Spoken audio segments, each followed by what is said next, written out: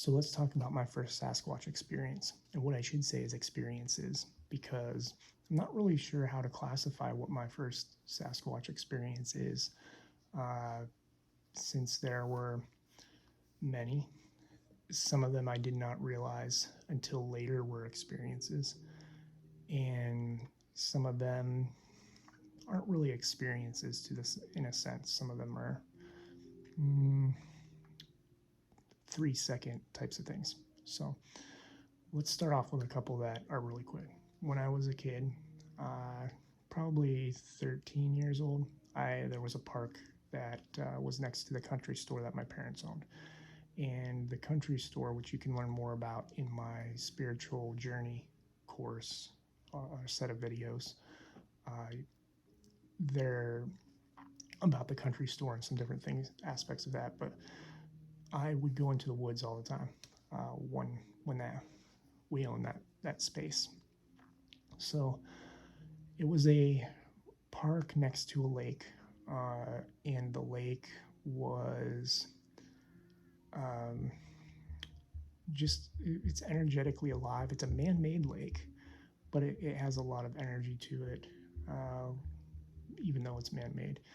So I would go back in there, in the marsh that I would go to would lead into the lake, take the bike paths up to this trail. I'd get off my bike, leave it there, walk into the woods, and built a relationship with the woods. Now, at the time, I did not know that I was doing the act of repetition, which was important for building a relationship with beings, which you'll hear me talk about time and again. The act of repetition is very important. So I would go down this trail a lot, talk to the woods, talk to the marsh. There was a gazebo out there, and occasionally I would think I'd see something, see a shadow, feel something. I felt things a lot, felt big things, something big out there. One time I decided, well, I'm not going to stay on the trail because when it comes to the woods, I'm one of those people that, even though the parks are like, stay on the trail, don't go off into the woods, it's nature. You're not really supposed to have a trail. You're supposed to just wander. You're supposed to explore. You're supposed to experience just the way an animal would. So I'd go off the trail from time to time, and one time I went off and found this thicket of bushes in this one area and walked through it. And there on the ground, I found a footprint. I found a footprint that was way too big to be my footprint, and I had big feet at the time. People, my family, would always talk about how big my feet were. I was wearing, uh, I was 13 years old and already wearing a size 12 shoe uh, at the time. And this is kind of the springtime where after the Amish planted their fields, they would go on vacation. They'd go on vacation and come to this area and spend a lot of time. I think they usually came for like 2 to 3 weeks at a time. Spend a lot of time. They'd hike and fish and do all kinds of things. But the interesting thing is, they would always go barefoot. They'd walk barefoot from their cottages 1.5 to 2 miles to the country store and back, if not farther. And so I'm looking at this foot in the woods and I'm going, well, maybe it's an Amish person. Like, no, it's in the middle of nowhere in the woods. Nowhere. Like, I found it in the middle of a bunch of bushes, like a thicket area that I was having trouble myself as a tall, skinny kid getting through, sticks everywhere, all that. And here's this poof footprint that's massive. No other footprints after that. And I'm like, huh, okay. So my mind, being somebody that was interested in, Sasquatch at the time, kind of thinks, well, maybe, and then it's like, no, that's not it. That's not it at all. Kind of puts it to the side and walks out. Always kind of bookmarks it in my head for a later time. So then time goes on. I go into probably my 20s when I started mediumship, and through mediumship I learned how to do more spiritual meditations. Like, I was doing a lot of meditation, but I was doing Buddhist meditations for the most part.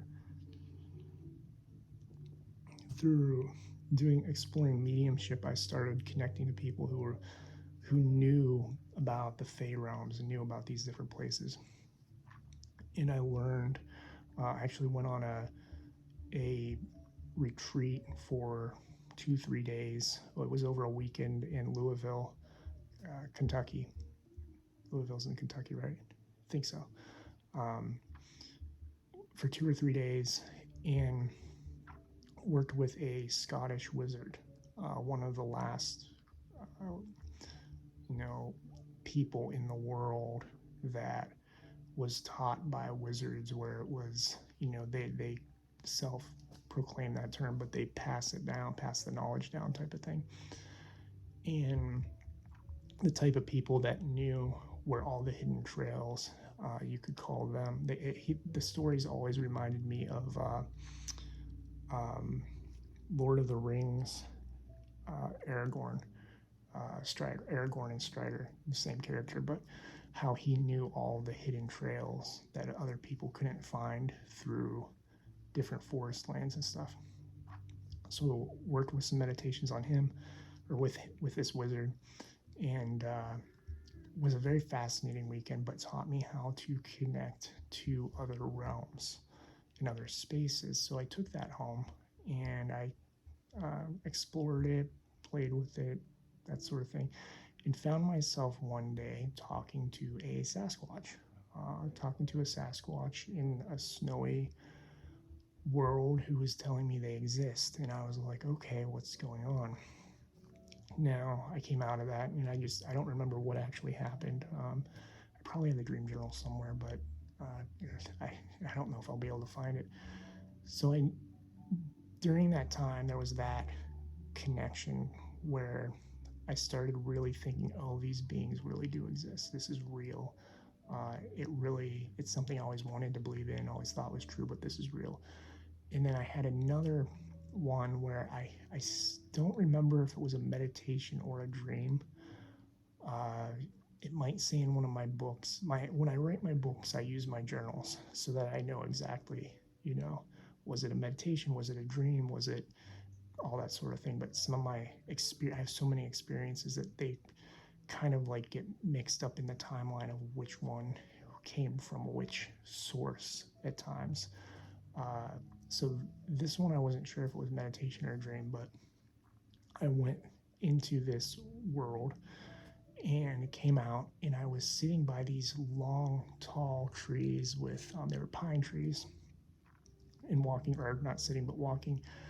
in there. It was nighttime. There were these pine trees, and a type of pine trees that kind of have no limbs on the bottom, and the floor is covered in pine needles. The ground is covered in pine needles, thick pine needles. And the base of the pines go up, and then the tops of them have branches that have leaves and stuff. And I wasn't used to that because we don't have those types of pine trees in the area I live in. And there was a lake off to the side. So there's a lake, there's a fire in the distance shining off the lake. And I'm like, okay, well, I know when I do this stuff, journey work, astral travel work, that was my meeting place. So I went up to the fire. And when I get up to the fire, there's a Sasquatch sitting there. There's a big brown Sasquatch sitting there. And they start talking to me and telling me how they're real, how it's not a fiction and all this other stuff. So I come out of that and I bookmark it in my mind because I wasn't really experiencing them. Now, fast forward 10 years later, probably 10, 15 years later, and I go and I'm starting to do a lot more work with ETs and Sasquatches and all this. My guides come to me, they sit down and they say, we need you to meditate. We want you to work on these books. We want you to do that book that you've always dreamed of doing, which is the Natural Spirituality book, which I always thought was simply a book about connecting to nature and fae beings. I never expected to be doing the work I'm doing now. So they came and said, we want you to finally write this book, but we need you to meditate to build your knowledge, because I tried to write it 3 times and had almost a full draft written one of those times and scrapped it. Scrapped the entire book because it didn't feel ready. It didn't feel right. It didn't feel like it was time, and I thought I needed more. I had a lot of experience with fae beings, but I thought I needed more stuff to put in it. So my guides say, sit down, meditate. So I start meditating. They work on me. They activate me. There's a lot you'll learn about them activating me to ETs and different beings. And then all of a sudden, I start hearing, you need to go camping in the mountains. You're going to meet a Sasquatch. And I'm like, what? And they're like, we need you to go camping in the mountains. You're going to meet a Sasquatch. And I'm like, okay. And so I put a list together of all these places. And there's a range that was a little bit farther away, but I didn't want to go there for some reason. I can't remember why I didn't want to go there, but I didn't want to go there. And so I put a list together of all these places that I was interested in. There were 15 places on there. And I was going through them, kind of trying to figure out which one I would go to. And the whole time my guides were like, you're not going to go to any of those. You're going to go to this one, the one you don't want to go to. We're taking you there. So I'm like, oh yeah, sure, whatever. I have a map printed out and figuring things out, and I'm kind of exploring different areas because we had moved into the apartment in the city, and I was trying to get myself out and about and go to different places. And it might have actually been a distance thing. I might have been trying to go to places that were within an hour drive or something, because this was about 2 hours away. And so I was exploring different places, and nothing felt right. Nothing worked, and I was crossing them off my list and being, not that one, not this one. You're not allowed to camp in this one. This is only day use. If you get caught, you're going to get, in trouble, type of thing. But this was a state forest over here, and they go, you're going to go there. So time comes, and here, sure enough, that's where I end up going. So I start going around there and start hiking and exploring and scouting. And I don't remember if it was the first or second day that I went, but one of the days I found a camping spot way up at the top of the mountain, about a 40 to 45 minute hike minimum in from the one parking spot. And this is a state forest. There's nothing around. There's nobody. Even on the roads, you drive in, and you drive in for 15 minutes before you get to the spot, and then you park, and then you walk and hike another 45 minutes into the middle of nowhere to down a rocky trail where so rocky that they would chew the leather on your shoes. I had ripped my shoes that were, they weren't the brand new shoes, but there was no reason they should have ripped, sliced them right open. So kind of a difficult hike too on top of it. And I was like, this is great. It's secluded, perfect. We'll come back here. So I planned on coming back there. But what was interesting is during one of those hikes, and I don't remember the timeline of all this, if it was before I camped or not. I think it might have been after I camped. I was down by the lake. There's a big lake reservoir in this state forest. I was down there, and I was guided to go down this one trail. And I turn and I go down the one trail. And for years, I hadn't really thought of, they come every once in a while, those dreams and memories, they come every once in a while. But I hadn't really thought too much about it being real. And when I say real, like in our reality real. And I start going, and I'm in there hiking down this trail, and the rangers have, on these trails, they have designated fire pits. So many of them spread out. And so the top of the mountain had one secluded, far away from people, kind of like little pull-off stations, because the Appalachian Trail went through there too. And the Appalachian Trail has tons of those little pre-built camping spaces to help people have a little fire. So I go in, and here there's these tall pine trees lifting up, and I'm looking around, and it doesn't dawn on me right away. And the ground is covered in these pine needles, thick pine needles. The lake's right there, and I'm exploring, having a good time. And then I find this fire pit, and I'm like walking around this fire pit, and then I look up, and it's like I'm looking up from the exact same spot I was standing in that meditation or dream, whatever it was. And I can see the lake, the fire pit, the trees, and the only thing that's missing is the Sasquatch. And it's daylight instead of nighttime. And I'm going, what the?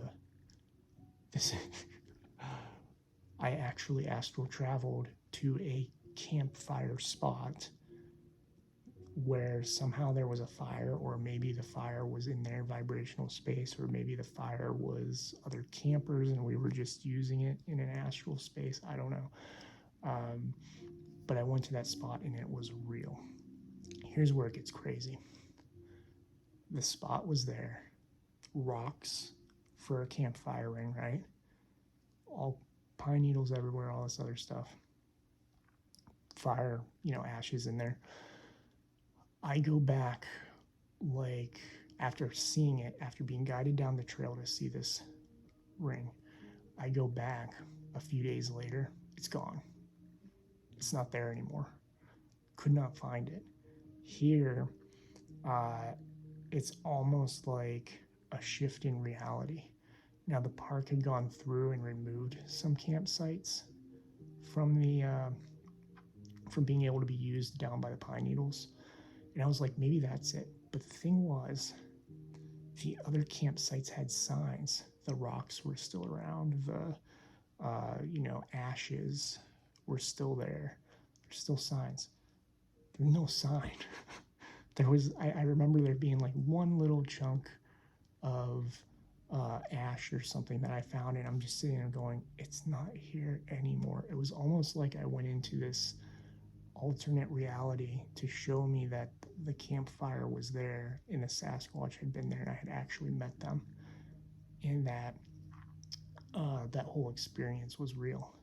And then it was gone a few days later. It was mind-blowing. Again, logically, the park rangers could have come through and cleaned it up. But if they had cleaned it up, they had done it like with perfection, to the point that you could not tell that there had ever been a campfire there. So I go up to camp on the mountain one day, and the whole time my guy's saying, Sasquatches are coming, Sasquatches are coming. And I'm nervous as hell. So I decide to do that, and I'll probably talk more about that in a different video since we're about to hit 20 minutes. But briefly, I go up to that mountain. I go through a bunch of trials of whether or not I'm going to stay up there. Trying to trust my guides, because I'm at the time I had never done this to meet another being specifically. I'd gone camping all the time. I had seen stuff all the time. But there were two things that were new. One, Sasquatches were coming, which is a scary thing to think about when you don't know anything about them other than the stories and mythology that we have, and a lot of it is fear-based. But my guide's continuing to reassure me, they're coming, they're coming, they're coming. You're going to meet them. They're friendly. It's okay. Okay. And I could hear, like, I could see the Sasquatch that I was going to meet, because they had telepathically connected her as a guide. And so that was number one. Number two was the idea of cold camping. They wanted me to cold camp, meaning no fire, meaning go out, sit there in the middle of the wilderness with no fire. Now, this is Appalachia. I'm not worried about wolves. I'm not worried about brown bears. There are black bears, and I could care less about black bears. I know other people have other opinions, but black bears like don't faze me. I've never actually been around one, but I've always gone into the woods and I've cold camped several times in Appalachia without worrying about black bears because of the uh, uh, I don't know. There's just this innate thing that keeps me from worrying about it, I guess. Especially since they're not like brown bears. Brown bears would be a different issue altogether. But there's not really predators out there. That does not mean if you do this, if you go cold camping, if you camp, always protect yourself. Uh, I say don't be like me. I'm me because I have my guides, I have my intuition. I know when to turn around and leave if there's danger. I'm also highly connected to animals too, which helps. So, and connected to a black bear. I was connected to a black bear, which is another story for later on. So, I go up there and I have all these trials and tribulations, and I meet not just one Sasquatch, 3 Sasquatch. When my guides said they were coming, they didn't mean they, one, singular, as they in the English language can be used. They meant they, plural, as it can be used as well. They said exactly what they meant. So my first experiences ended up being through astral travel, meditation, seeing a foot. And then there was one other one later on that happened where I recognized that when I was a kid going out into the woods, I was connecting with them, not knowing it, because I was in an abusive family dynamic. And I would go out into the woods and cry sometimes and do all this, just stay away from the family. And years later, after working with the Sasquatches, they came and they said, okay, remember how you used to go into the woods and how you used to have this dream. I used to have this recurring dream about a Sasquatch, and I always called it a monster. I didn't know it was a Sasquatch. It was a big, furry, hairy monster that in the dream I would be afraid. I always knew what was coming because if I went to this certain area of the building, there'd be a big window.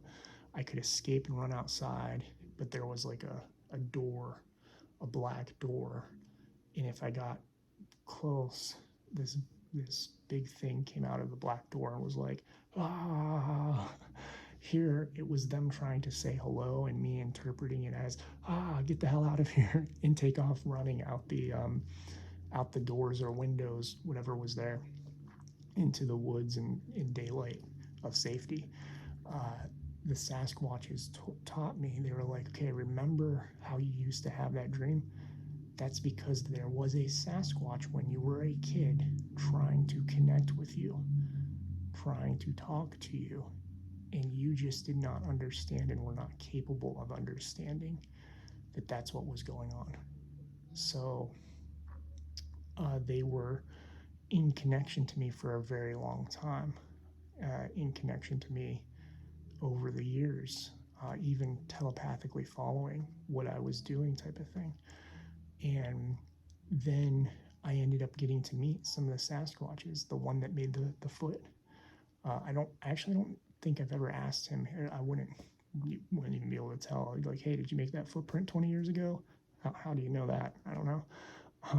But I went back to the marsh and met one of the Sasquatches that are back there. Telepathically, he stayed in the distance in the bushes, sitting in the bushes, watching birds, and would send me, like, telepathically send me butterflies and different things to confirm he was there. But through working with them, I was able to meet those I didn't know existed back when I first met them. So the first ones I met were actually in childhood, but I didn't know I was meeting them. And then I started meeting them through dreams and astral travel and that, not thinking it was real, thinking it was like symbolism or, mental imagery, subconscious imagery type of thing. And here it was actually a real location by a lake that was like shocked that this was real. And then I continued working with him for quite a while. So I'll continue my Sasquatch stories in more videos. We'll go into kind of I guess we'll go from a timeline standpoint probably, and I'll explain that first physical meeting with them. But the other meetings were truly my first encounters. And Sasquatches are real, they're peaceful. I'll probably do some more videos on just the overall mythology and